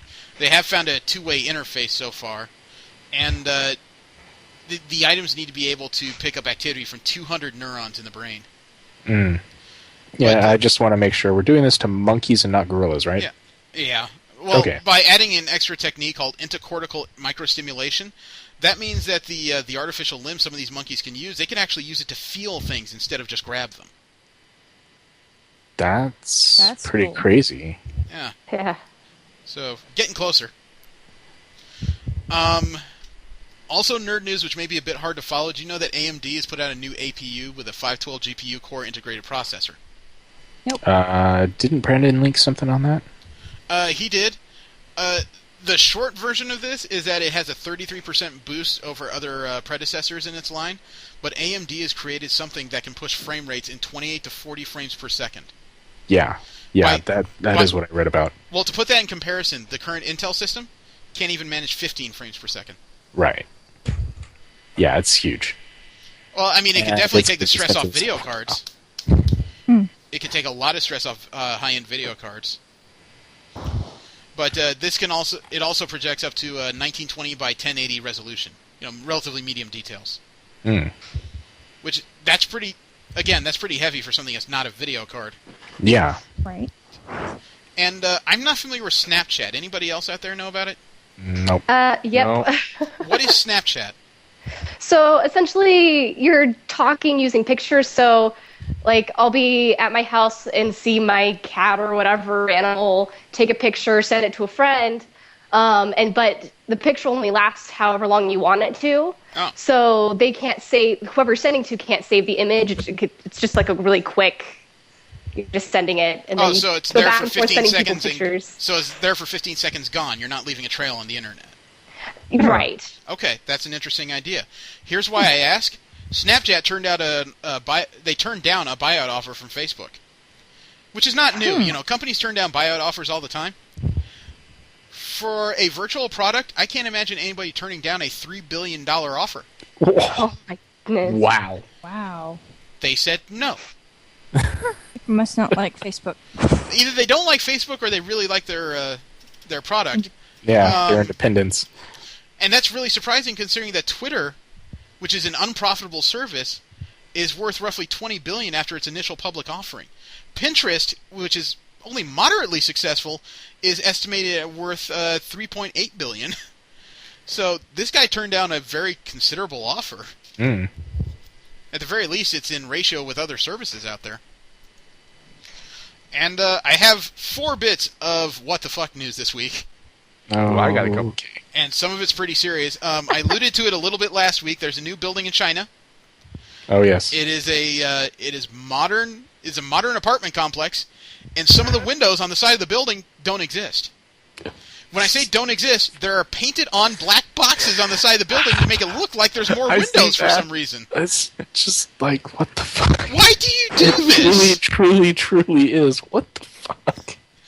Why do you need Have extra a lot windows? of aerial drive-by shooting? It's not even an intelligent paint on, unfortunately. Looking at the windows that they painted on, they're not even lined up with the floors. It looks like your window is going through the concrete building or the concrete floor of the building for some reason. It's very lazy. It's cheap heating. It's like the bridge filled with garbage. I don't know. Maybe they were planning on putting solar panels there and then just chickened out. That's the weakest excuse I could think of. I don't know. You know what? We were going to improve your power and create less pollution in the air, but you need a fake window instead. Speaking of the Chinese, this whole thing about Jimmy Kimmel, people need to calm the fuck down. I don't even know. You don't? Anybody hear about Jimmy Kimmel in trouble with the Chinese? I heard something about it, but it's more related to, I think, Disney or something like that. Okay. Now, people have a right to be angry about this, but they don't have a right to be as angry as they are. And this is very simple. Jimmy Kimmel on his show used to have an occasional bit on it called The Kids Table, where Jimmy Kimmel would ask a round table of kids, children, okay, different questions, just to get their responses. Think of it as a modern version of Kids Say the Darndest Thing, okay? Right. Now, last week, or on Saturday, there were protests because on Friday, I believe Thursday or Friday, Jimmy Kimmel, on his Kids Table segment, asked the kids how the United States should go about repaying its $1.3 trillion debt to China. One of the kids suggested that they should kill everyone in China. Okay. Uh-oh. Yeah. Now, that's a very insensitive statement. The kid should be talked to. You know, it's very bizarre and uncomfortable. And Kimmel tried to laugh it off. Yeah, Kimmel tried to laugh it off and just say that's an interesting suggestion. Since then, there have been several protests outside of ABC Studios of Chinese people calling Jimmy Kimmel Hitler and demanding that he apologize to their nation on a whole. What? Yeah, whatever, people. He doesn't even have any... I know, he is not directly responsible. He didn't say the comment, but for some reason the Chinese are holding him responsible. Well, they can't blame the kid, and they don't want to blame the kid's parents for some strange reason. The only reason I can come up with is they felt that this was not off the cuff on the children's part. It was scripted, yeah. They are accusing of manipulating children. I mean, to me, if you're going to protest anybody, you need to find the kid's parents. Yeah. Yeah. You know, that's a very strange response from a child. But I don't know. I honestly, how old was the kid? It's not detailed, and they're holding back his. Well, obviously, the but I mean, how did he look? I mean, was he like? He wasn't obviously a teenager. Was he prepubescent? Was he, a little bit older?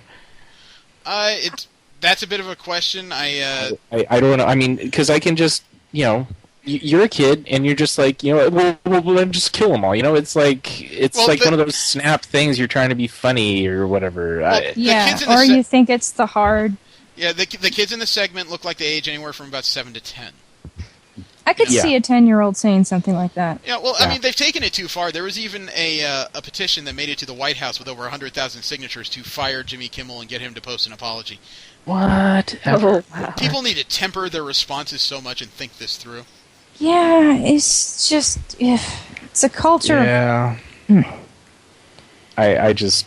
Quite frankly, you're bitching to bitch. Yes, thank you. Congratulations. Let's move on. Well, have you guys heard of Batman, Son of Superman?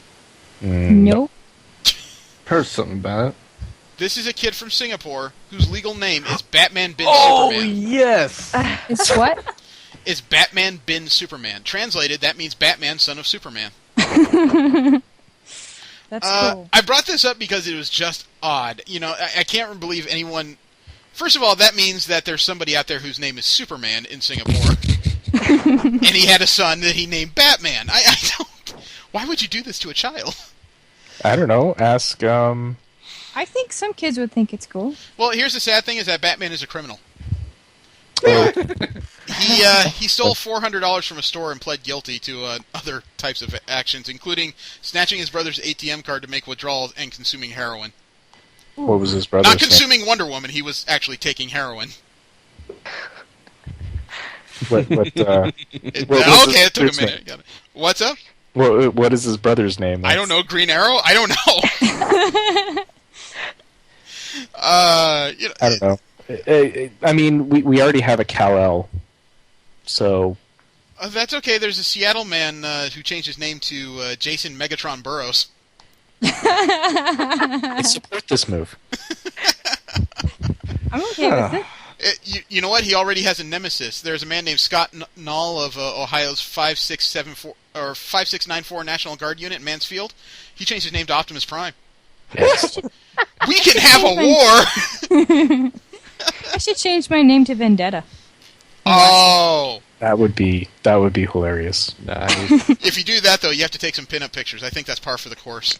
Yeah. I was actually thinking about going as V for sexy V for Vendetta for Halloween. Actually, that would be something if you change your name to V Vendetta Eerie. I think I'll not have that last name. That's disfying. You know what it says on your... Could you imagine filling out resumes VF Vendetta? Also in Chinese news, and China seems to have a lot of the what the fuck this week, this is the last piece of news I have too. Cops were called for underboob. Why? There was decency or something? Over the past weekend, there was Anime Festival Asia in Singapore. Okay, why you would call someone for underboob in Singapore, I don't know. That seems to be a misnomer in itself. But at the same place was a Christian convention, so you can imagine where this goes. Oh, Okay, it gets better. Well, we've done that. Well, wait. One of the women from the Christian convention was offended by a costume of one of the anime convention goers and called the police because of how offending it was. The costume in question was Ryuko from Kill la Kill. Oh. Okay. In her kamui. Okay. Now, I know V's just wondering what's the deal. Think of this outfit as a satanic schoolgirl dress that only comes down to, like, nipple high. Oh. With an eye on one breast. Yes. Yeah. So, this woman was so disturbed she called and police. Suspenders. And police showed up. Now, they apparently diffused the whole thing. No one was arrested. But the cosplayer was very shaken up by the whole incident. I don't understand what's up with the Chinese this week. I'm kind of surprised that they allowed a Christian convention in China. Honestly, to me, that's bigger news than this whole... Like, it's a place in China, and they're allowing a Christian convention. I mean, they still arrest people for bringing Bibles into their country. They allowed a Christian convention? All of a sudden, I have this image of people meeting across the hall of, holy shit, you're a freak! Holy shit, you're a Christian! Yeah. I'm actually kind of going, well, the cops showed up because a Christian called them, right? Oh, thank you for bringing this to our attention. Let's go. You make it sound like the cops showed up going, now wait, there's a Christian here? Who the frick is this? You know? That's honestly how I kind of imagined it going. Okay. See, Carolyn, this is what we deal with every week. I got a nominee for the Darwin Awards here. Why, what you got? This video I watched. Guy thinks he's tougher than a bear, so he punches a bear trap. Oh, I heard about that one. Yeah, I declined to watch it just because I don't condone stupid. I watched 9% up to the point where they took him out of the trap, but they spent 2 minutes of that clip telling him not to do it. I obviously they didn't tell him long enough, or they should have just left and taken the video camera with him and let him wallow in his own shame. You can be my cosplay king and I will be your queen.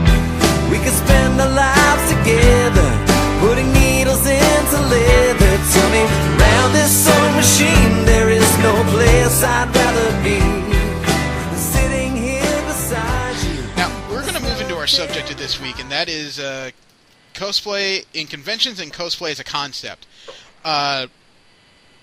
Now, Carolyn is one of the heavier cosplayers I know. The last 2 times I've been at a convention with her, I have not recognized her because I don't think I have ever actually seen her in jeans more than once. That is a statement of how often she does this. She's very prolific, she's very good at it, she's very patient at it. You build your own cosplays, right? Yes, that's. I take a lot of pride and joy in my craftsmanship. Okay, it got to the point last year where she even left behind something I picked up, and that was the interior of a mascot suit. Yep. Okay, I was more or less worried I was dealing with a furry. Now, Carol, how many conventions have you been to? Oh man, I knew you were going to ask me, and I didn't count. just guesstimate. You don't have to be exact here. I'm not asking for a complete biography. I've probably been to at least Maybe 30 or 40, something like that. How old are you? I'm 23. I have no words for how much she has just shamed me in my convention habits. She has blown me completely out of the water. I need to count all my badges. The problem is they're all over the place, but I know the last time I counted, I had at least like 26 or 27, and that was like a couple years ago. So. Now, you do have a social life, right? Well, conventions are my social life, I guess. Do you have a Good job? answer. Wait, Good are answer. you a student? I am a student, yes. My God, she must have one of those time twisters. Has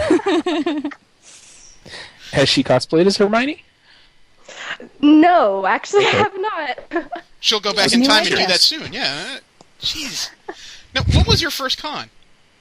My very first con, I did look that up.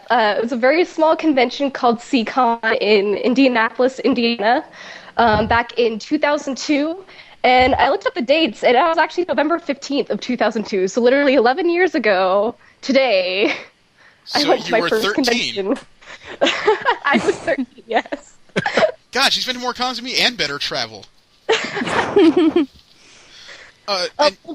part of the travel, my family just moved around a lot too, so I just was conveniently around lots of areas where, every state basically has their own convention, and especially East Coast, you're like a couple of hours away from maybe 5 or 6 conventions, so.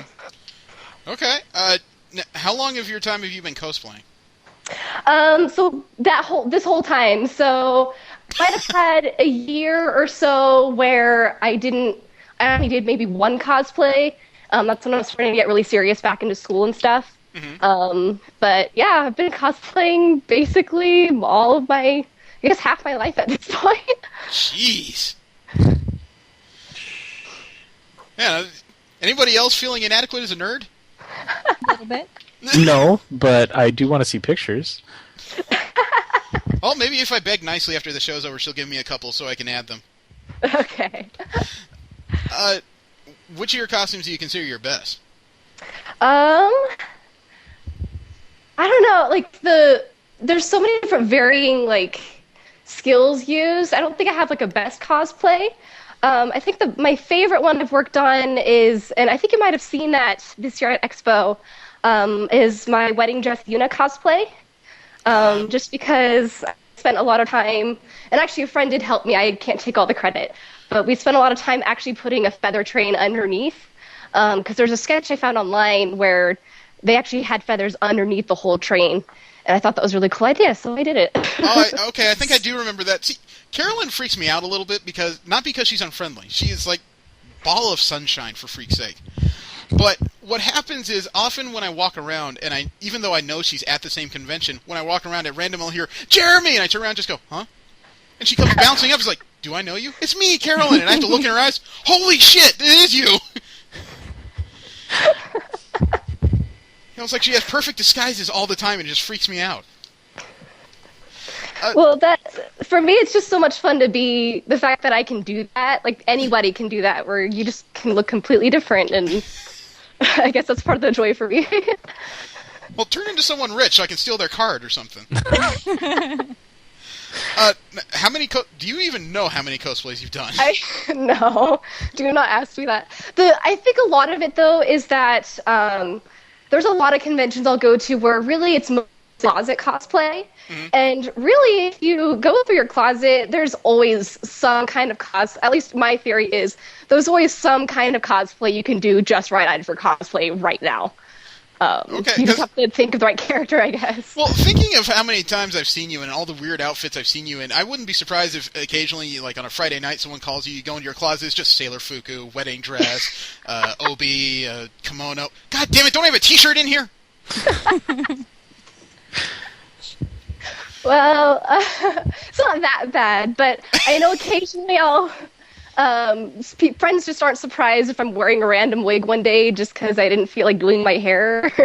Or, in fact, most of my friends are that way too, so I guess I can't. It's kind of the culture I'm used to. But when that happens, do you get people stopping and staring why exactly, Sailor Moon and the Scouts are just kind of sitting at McDonald's? That's actually one of my favorite parts when I go to a convention is just cosplayers taking over the entire area for the day, and like you can go out blocks away from the convention and oh hey, there's Ichigo or whatever random cosplay character just eating at McDonald's. I have to say I enjoy that too. I enjoy that too. Oh god, remember when we were at Kamikaze, we saw Wolverine hitting at Wonder Woman on Hooters? Yes. True story, we're just walking by and I stop because there's a guy in a tank top and I look in, he's got Wolverine haircut, he's got the claws still in his hands and he's hitting on a Wonder Woman in the next stool next to him. Let me see. Are there any characters you wouldn't cosplay as? I want to say no, but then I'm going to have some friend be like, oh, we totally should do this, and probably talk me into something. Really? You're that open to stuff? Because a lot of people, they draw certain limits depending on articles of clothing or how much exposure they give.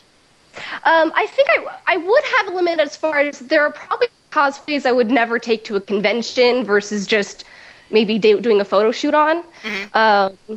And I think more of that's just for practicality's sake. Like, obviously, I had some friends recently just cosplay free, and obviously they just photoshopped a chest on them to be guys.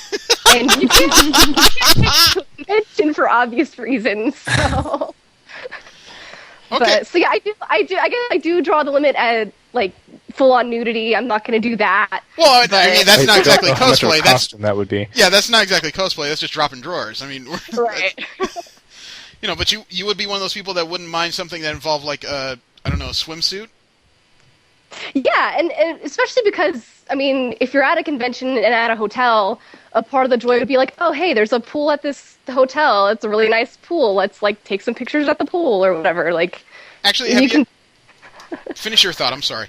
Oh, no, I was just going to say, because you really can turn any area, because anime has, or video games, comics, whatever, there's, the scenes are everywhere, so you can, as long as there's a show or something that with that scene in it, you can do a cosplay in that. Have you ever cosplayed at any convention pool parties? Because I went to the Anime Expo poolside for the first time this year. Usually I'm out there just jacking around after the convention is done. This is the first year I was out there during the con. I personally haven't done a pool party yet. I think I'm usually the one at all of the pajama parties stuff versus the pool parties. Oh, okay. Hit that up sometime, I guess. That's just on my do-do list. I thought it was interesting, but, you would probably have a different experience than me because, I'm older and male and you're younger and cute, so... I bet you would have a different outlook. Didn't ALA, or don't they have exclusive use to the pool this year? Yeah, the entire pool area has been reserved for the convention. If you don't have a convention badge, as long as they're enforcing the rules, that means it's only convention people outside. Huh. Curious?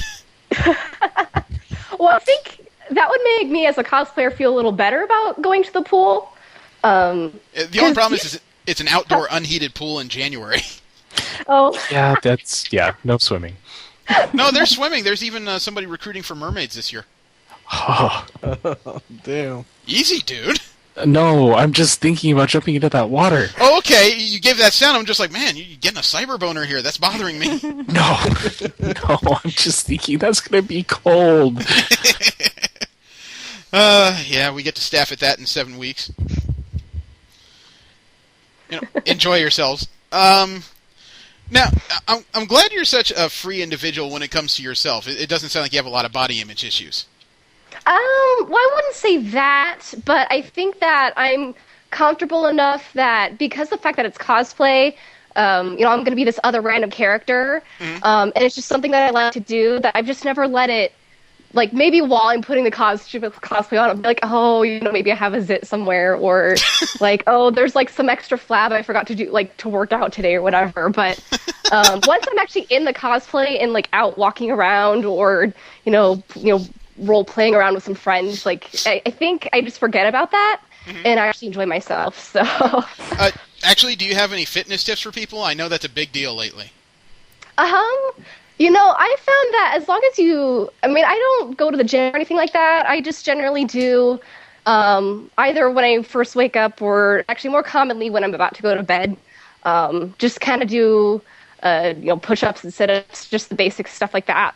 Because I think as long as you're somewhat toned, like, I don't know, like, I guess I don't want to be the person that's crazy muscular, because that's not really the cosplay image. But I just feel better when I'm in shape, and I know that it's easier to walk around a hotel when you're used to walking around. Okay. I think also for me, I have a campus with like 7 different flights of stairs when I go to school. Yeah. So I usually just go up and downstairs a lot. Maybe that's my secret. I don't know. Okay. Jesse, you taking notes? You won't have any buildings tall enough here. You got some cats, walk up them. Now, okay, you're the right person to ask then about this, because cosplay issues have gotten much more prominent lately, especially in the last 12 months, I would say. Yeah. There's a few debate issues going on, and we've discussed them before, but we're not heavy cosplayers, so we're trying to not legitimize our opinions, we're just trying to make sure we have the full picture. Sure. Now, the biggest one lately has been, obviously, cosplay versus consent. For those that don't know, the idea is that just because someone's in a costume doesn't mean that they get to be accosted, which is a very normal sentiment. However, it's one of those things that can be taken to unhealthy degrees. There's a lot of people who say they don't want to be objectified, but it's kind of an interesting mixed message when some of those costumes do involve an awful lot of skin. Some people would term what we're talking about as slut-shaming. I don't see it as slut-shaming so much as the opinion we've discussed is that if you're going to dress up and create a spectacle out of yourself, you need to understand, at least in our opinion, that sometimes all the attention you gather may not be positive. I mean, what's your opinion on this? Let's see. I hope I can phrase very well. I think for me, personally, it's the fact that I'm wearing someone else's design. And so you have all these different shows. I mean, Kill la Kill is probably a great example where, I mean, that's the actual design of this show. And so many people love this show. And I just from the, I might happen to really like a show enough to cosplay it, no matter what the actual design is. And so to me, obviously, I'm not giving my consent to someone else. I'm just trying to express, how much I might like a show or a character, or maybe Right. I'm cosplaying with the group that, someone in the group likes the show a lot and I want to support them. So definitely, as far as my point of view, it's never been that way for me. It is a rough subject because, like I said, our feeling on it is not that nobody can do it or that you have no right to try something risque. It's kind of like when people or when busty women wear shirts that have lots of cleavage, but they get troubled when a lot of people are staring. It's not hate that. it's not bringing it down on yourself so much, but if you're going to draw attention to something, then not everyone's attention is going to be positive. In other words, we have a lot of societal rules that are based on that 1% to 2% of people that are actual idiots and will do something wrong. But, unfortunately, a lot of these rules are being thought about in the format that, this 1% to 2% may be indicative of more of us, and that kind of troubles me to a degree. Well, I would say, there are borderline creepers where, they might obsess over a character and, okay, here she is, live action version of this character. And you see this a lot, like at Disneyland and places like that, where, hey, here's this, they're supposed to be this real person. And I guess the scary part is trying to draw that line as far as, look, yes, I'm cosplaying this person, but I'm not that person. And getting people to understand that, yes, I'm not that person. I don't, I probably don't even look like them that closely. So, just, that's the line, obviously. And you can't, just because you have this fantasy of someone else, of this random character, you can't push that fantasy on me just because I'm happen to be that character that you love so much. I can agree with that. And I don't want to paint this to sound like that it's only the cosplayers' problems, because crowd ambiguity can be part of it. You know, when you're walking by and seeing someone that's treated poorly by another individual simply because they're cosplaying, we should have a moral obligation to step in and just intervene.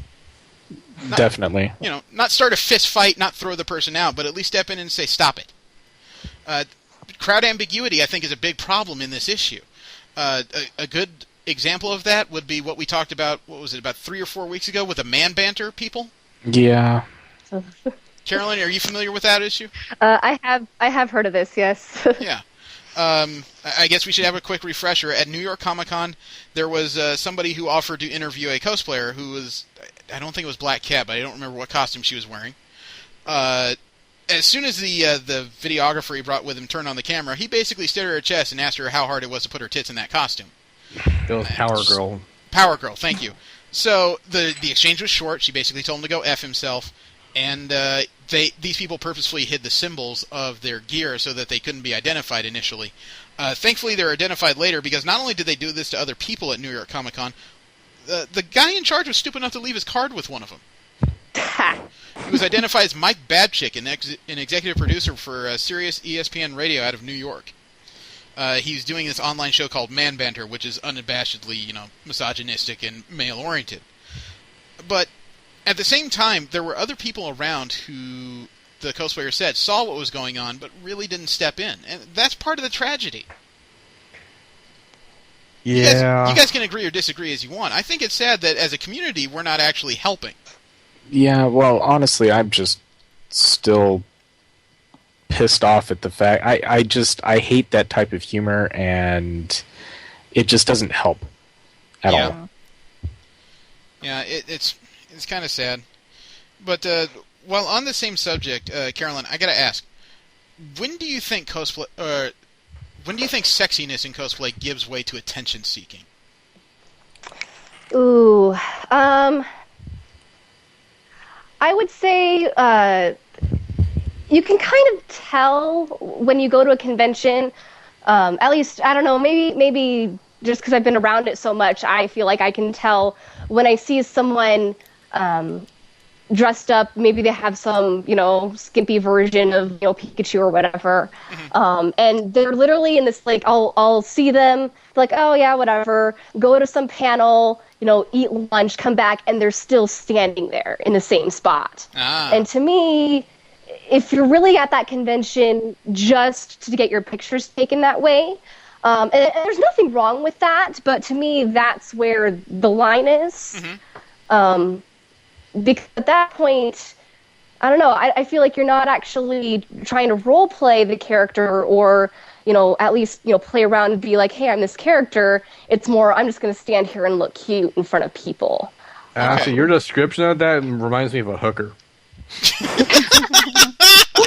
I guess that's kind of the idea, isn't it?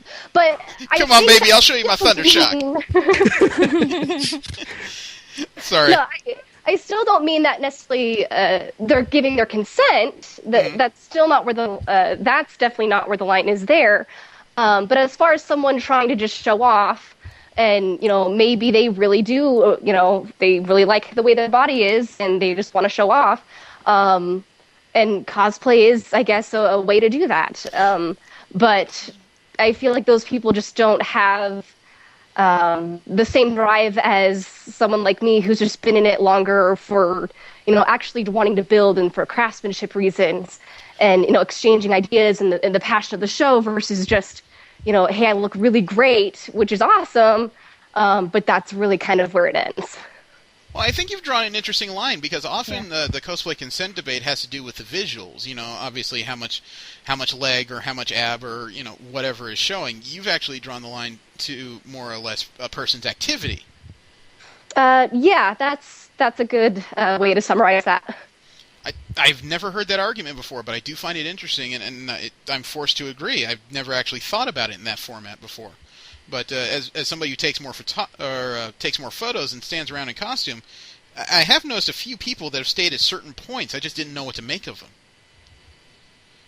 Huh. But yeah, that's and I actually had a lot of friends where that I would get to say hi to, and it's just funny how I get to actually meet this person that I haven't seen in a long time at a convention, and it's because I know where to find them. They're going to be standing at the main lobby area, and these are the and not. I guess I'm talking about a new group of cosplayers now, because there are people where I know someone who brought 12 different planned cosplays for a single day. Jesus. And got through all of them. Whoa! Wow. Did they bring a closet with them? Basically, but you just you get the cosplay, you have a planned photo shoot, you go to or even if you don't have a planned photo shoot, you go to the lobby area, get your picture taken. Oh, it's this time. Let's go back to the hotel, get in the new cosplay. That sounds like an 80s anime joke. You stand there, somebody draws this curtain in front of you, and immediately drops it, and you're in a new set of clothes. I mean, holy Christ. God damn. Now, I gotta ask Carolyn, in your opinion, what is your opinion on the internet mavens? Those are the people who have turned cosplay into like a subscription website with pics and video and such.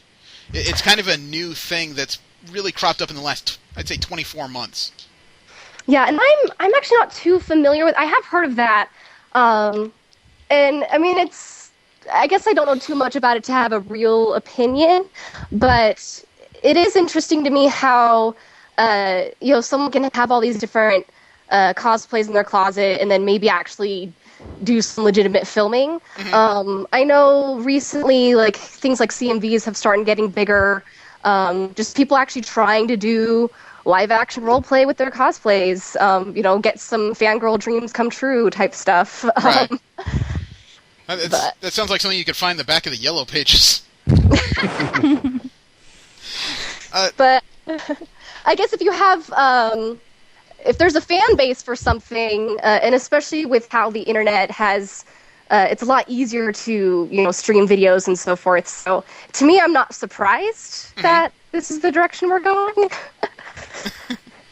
Well, I needed to ask that question because that leads into the next thing I wanted to ask you about. And there is a new form of nerd elitism happening. There's a lot of people looking down their noses at individuals who they consider to be new. At least we've discussed it before, how it seems like there's a lot of... what's the word I'm looking for? Antagonism? That's part of it. Discrimination. There's a lot of discrimination, I would say, against the perceived new faces in the group, especially the attractive-looking ones. Right. And that has created this weird new elitism where people are saying they're not real geeks, they're fakers, they're here just to promote a website, or they're here to just get a boyfriend/girlfriend. I'm staring at this and listening to it, but to me, and the others can disagree or agree as they like, but to me, I thought I left that behind in high school. I thought I did too. Yeah. In high school, it was the jocks who were in charge and everything, and it was all about whether or not you could actually do that many push-ups or how many girls you could actually talk to. Now that I'm an adult and nerd culture is at a seeming peak, it's the opposite. Now it seems like there are people talking down each other because they don't know specific things about Star Wars, or because their costume isn't perfect, or even because they bought their costume versus making it. Yeah. Right. I mean, to be honest, though, that's just... People are people. And if you have something that you're confident in and that you feel that you can show off and someone isn't going to be as good as that, there's that competition going on there, then that's what I see this as. It didn't seem to be in the culture to me in the last few years. I wanted to ask Carolyn because she's arguably in the center of the age range for most anime fans. I mean, is nerd elitism in anime or at conventions a new thing, or is it something that's just bubbled up to the surface? I think it's always been there, but because of the way the internet has progressed, we've just had a better camera on these issues. Mm-hmm. People more vocal about their opinions, and especially because I think what I've seen a lot of newer cosplayers do is they really do kind of develop their own persona online. Mm-hmm. They'll just have you could find me AG Deeds or Silver Deeds online. That's what I use for my handle. But I still usually tell my people my real name. While other people, they really do just kind of become these cosplayers with these personas online, and try to get their pictures out there, and they'll quick, we got to do a new photo shoot, we got to put something else new up there because we have to update my blog so that people still, I guess it's just another way of publicizing yourself and making yourself feel like, I guess relating this back to high school, no one wants to be the lone kid at the end of the cafeteria. You want to be the person in the spotlight. I did. I wanted to be the quiet freak at the back of the cafeteria. People left me alone. Steve can attest to that. Oh, yeah. No, we had our own little quiet corner. It sounds really bad now, but anyway. I mean, what you're describing, though, with people's... what you're describing with people's alternative IDs versus their real ones, I have this image of Yaya Han smiling to my face, and as soon as I turn around, she stabs me in the back with pinking shears. Oh. I'm sorry, I don't like her.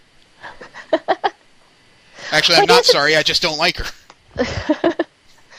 I guess it's scary when you develop a persona for yourself and someone challenges you, hey, you're just pumping out new pictures, you don't really care about the craft. And I think, again, even if you are that person that stands out there, in the, slutty outfit,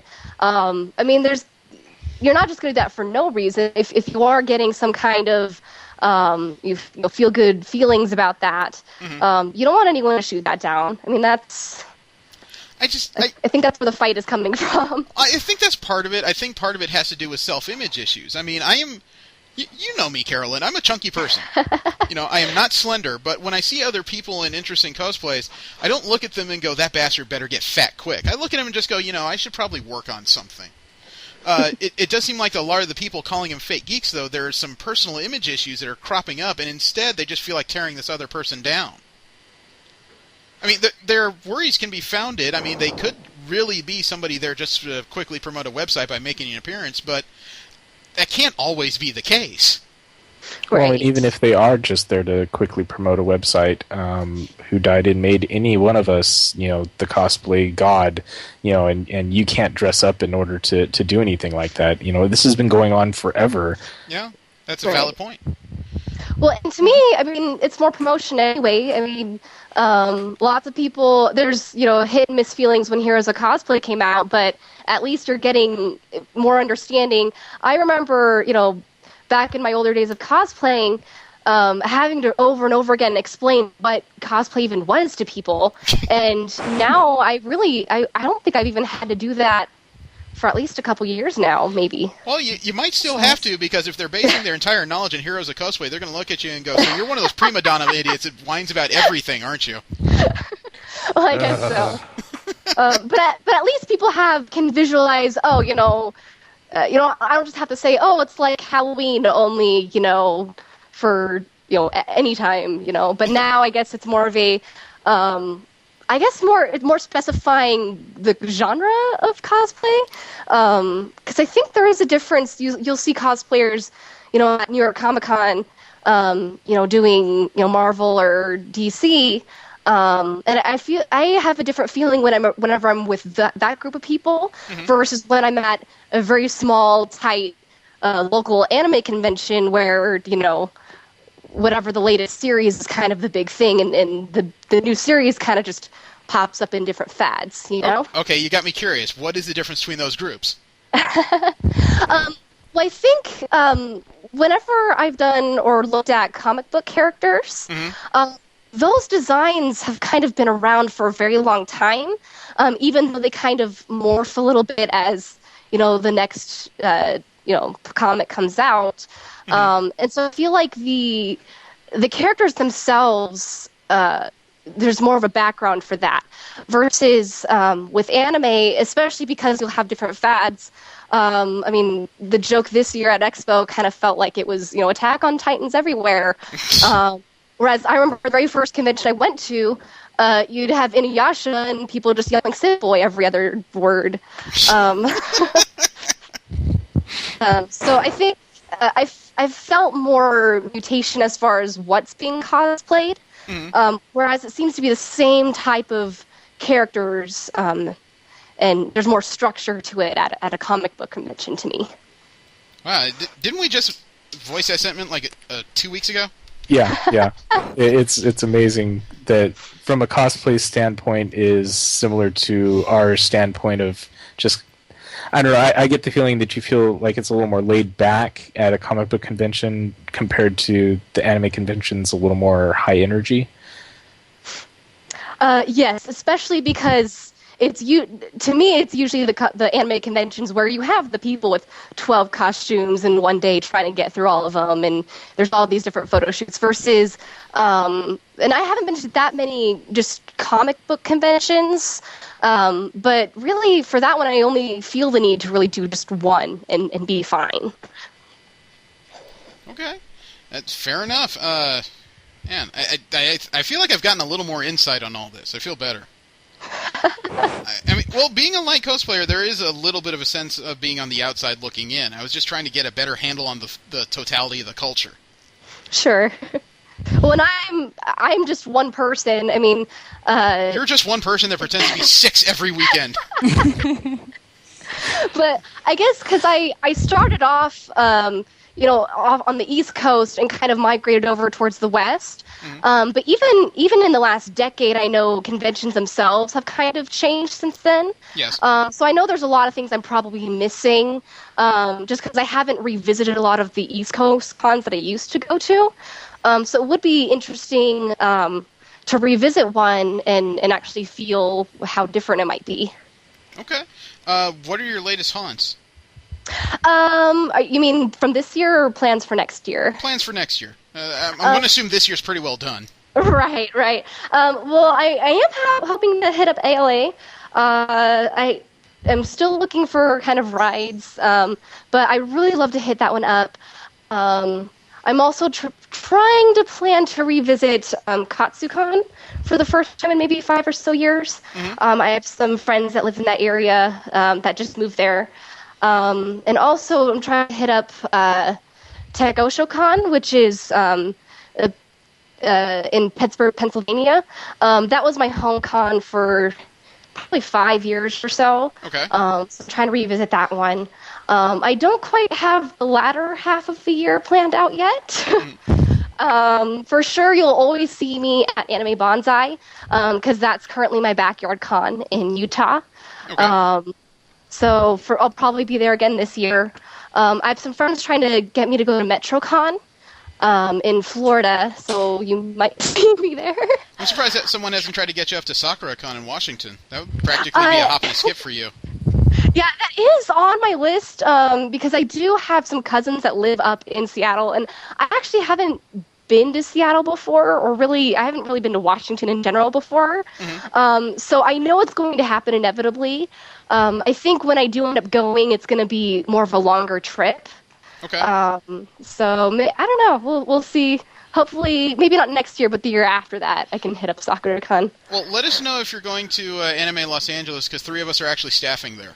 Yeah. Oh, yeah, for sure. I really do want to go. It's just a matter of making sure I have the right transportation to get there. So I'm hoping it has wheels. I imagine that she would pay through the nose, considering the costumes that she would bring for taking a flight. Well, I say wheels because I imagine a pogo stick ride from Utah to Los Angeles would be painful. Ow. It's actually not a bad drive, to me anyway. I guess I'm so used to road tripping all over the United States that, to me, sitting in a car for a little bit isn't that big of a deal. So. Well, shoot, then come on down. We got space.